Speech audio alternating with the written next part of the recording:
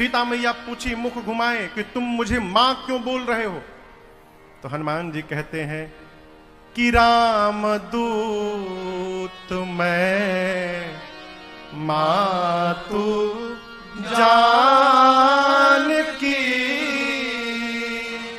सत्य शपथ करुणा निधान की। श्री हनुमान जी ने कहा मां, करुणा निधान भगवान की सौगंध लेकर कहता हूं, मैं राम जी का दूत हूं और ये मुद्रिका मैं ही प्रभु के पास से आपके लिए लेकर आया हूं। अब यहां पर आपको एक अंतरंग बात मैं बताऊं। मेरी सीता मैया इसी नाम से रघुनाथ जी को बुलाया करती थी। किस नाम से? करुणा निधान। यहां सीता जी को, राम जी को बुलाने के लिए पार्वती मैया ने यह नाम दिया था, करुणा निधान सुजानशील स्नेह जानत रावरो। करुणा निधान।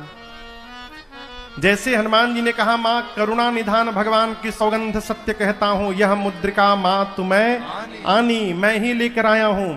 हनुमान जी की बात सुनकर मेरी मां सीता सोचने लगी, अरे ये तो लगता है कि प्रभु के अंतरंग सेवक हैं। जिस नाम से मैं बुलाती हूं उस नाम का भी इनको पता है। ये प्रभु के भीतर के सेवक हैं, लेकिन ये तो वानर हैं। अब प्रभु नर हैं। मां ने पूछा आप वानर हो, प्रभु नर हैं, ये नर वानर की संगति कैसे हो गई? श्री हनुमान जी महाराज ने कही कथा भई संगति जैसे। श्री हनुमान जी ने बाली और सुग्रीव की पूरी कथा सुना डाली। मां को विश्वास हो गया। यहां दर्शन करिए, हनुमान जी को मां ने खूब दुलार किया। और जब जीवन में मां का दुलार मिल जाए हो तो सबसे बड़ा खजाना जीवन में यही है कि मां दुलार कर दे। सब कुछ मिल जाए पर दुनिया में माई ना मिली।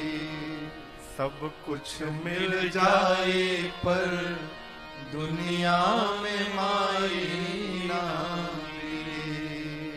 ऐसन दुनिया में के होई जे बोझा पेट में लेके ढोई।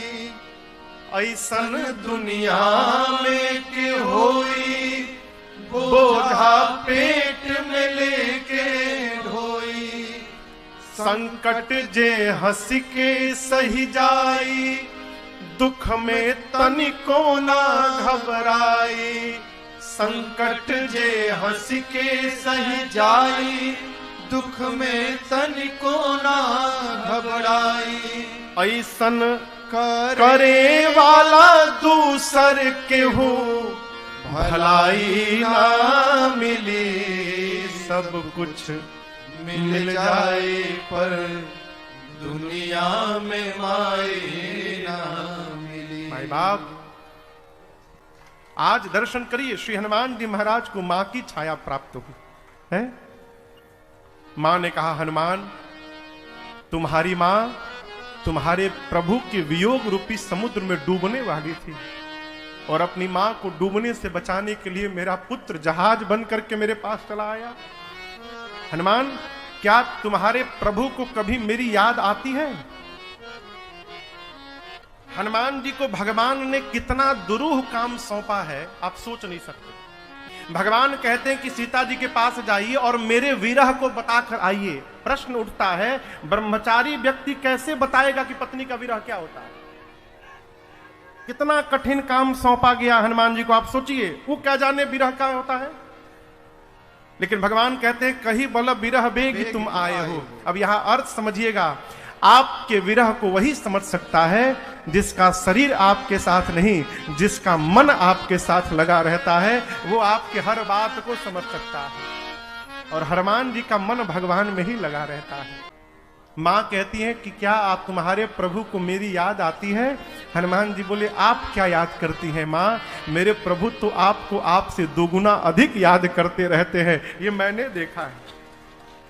मेरे प्रभु का शरीर वहां पर है माँ, लेकिन मेरे प्रभु का मन, सो मन सदा रहत तो ही पाही, जानू प्रीति रस इतनी माँ